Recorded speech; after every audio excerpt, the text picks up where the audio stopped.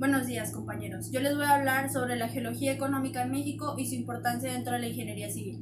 Para poder comprender este tema vamos a ver diversos objetivos principales, los cuales son conocer qué es y para qué es importante la geología económica en México, explicar por qué es tanta la importancia de la geología dentro de la ingeniería civil, saber ciertos aspectos enfocados en economía que brinda esta rama al país y conocer diversos aspectos enfocados a la minería mexicana, que es algo que vamos a ver que tiene que ver más adelante.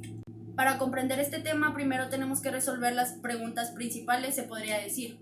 Una de ellas es, ¿qué es, obviamente, la geología económica? ¿Por qué es importante en la ingeniería civil? ¿Qué es y en qué nos beneficia la minería en México? El progreso de la minería en México, la evolución de metales y la explotación de minas también. Comencemos. Como pocos saben, la geología económica es la rama que se encarga de explotar minas y tierras para buscar elementos que den satisfacción a toda la población. Esta ciencia ayuda al ingeniero civil a que resuelva problemas como el saber si su obra se adaptará a las condiciones geológicas del lugar donde se haya decidido plantear cualquier construcción. Es una de las ramas que más nos ha afectado y beneficiado hasta el día de hoy, ya que se enfoca principalmente en la búsqueda de recuperación de recursos que volvimos indispensables para todos nosotros. Comencemos con la cronología minera en México y el mundo. Desde el año 30.000 antes de nuestra época, en la prehistoria, el hombre ya construía cosas para poder alimentarse y defenderse. Después, en el año 800 después de nuestra época, el arte de hacer objetos artísticos con oro, plata u otros metales que encontraban las personas dedicadas a excavar tierras, ya sobresalía todo esto en el periódico clásico, si no me equivoco, aquí en México, principalmente en Oaxaca.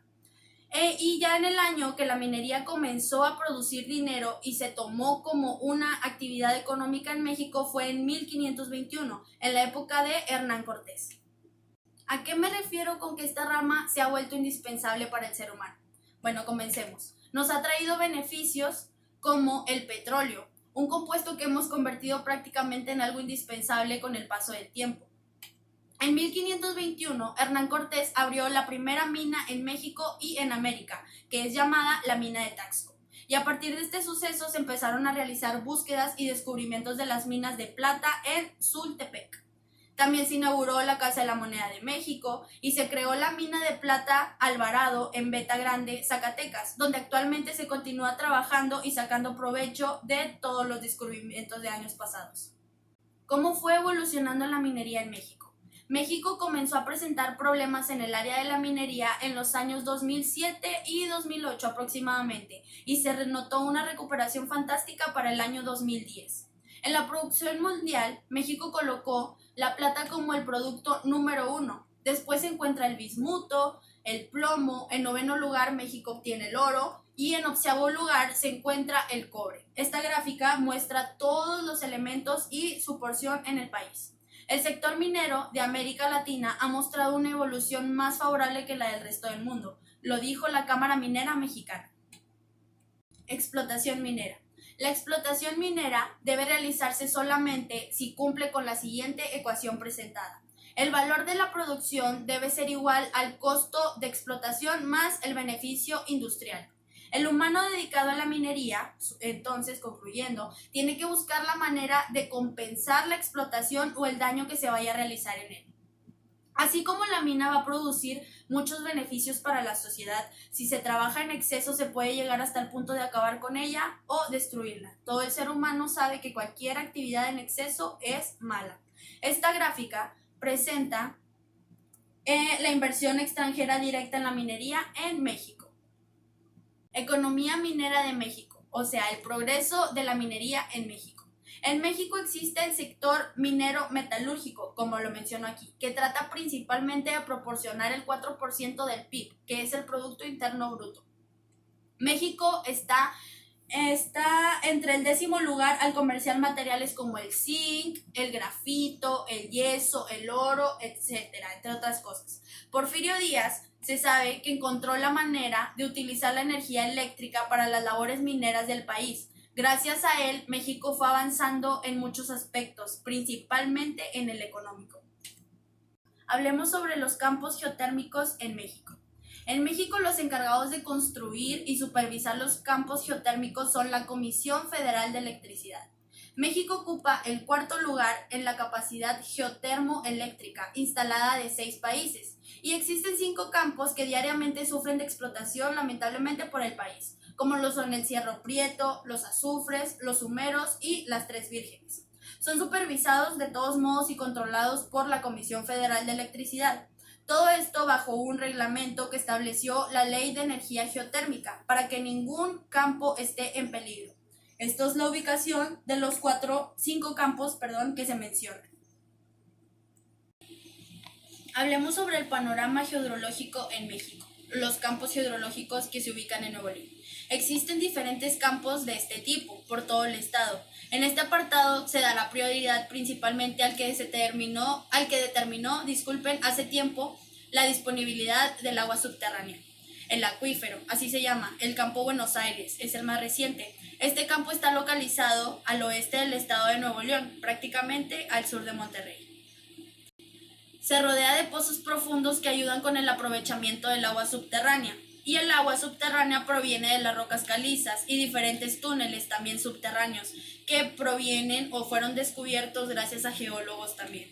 Este es un ejemplo de una roca caliza, este es otro. Yo prácticamente sé que todos los hemos visto alguna vez.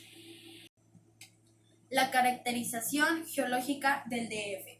Las características de la geología influyente que más resaltan hablando del país son principalmente las del Valle de México. Si ustedes buscan alguna información sobre esto, les va a aparecer directamente la cuenca de México, que es la que se presenta en la pantalla. En el principio de los tiempos solía ser un mar somero, con el paso de los años se fue convirtiendo en una planicie y por último quedó como ya todos la conocemos, como una cuenca lustre. Los sucesos destacados que ayudaron a que se originara este fantástico lugar fueron, pues el principal se sabe que fue una fuerte actividad volcánica, también tectónica a la vez. Después existieron distintas fallas terrestres no esperadas que fueron formando diferentes fosas. Bueno, empezando el siglo en el que habitamos, la información geológica que tenía México sobre ese tema era realmente escasa. Gracias a naturalistas y personas dedicadas a la minería, geología y a viajeros, se empezaron a conocer diversas partes del país que no habían sido pisadas por el ser humano en ningún momento.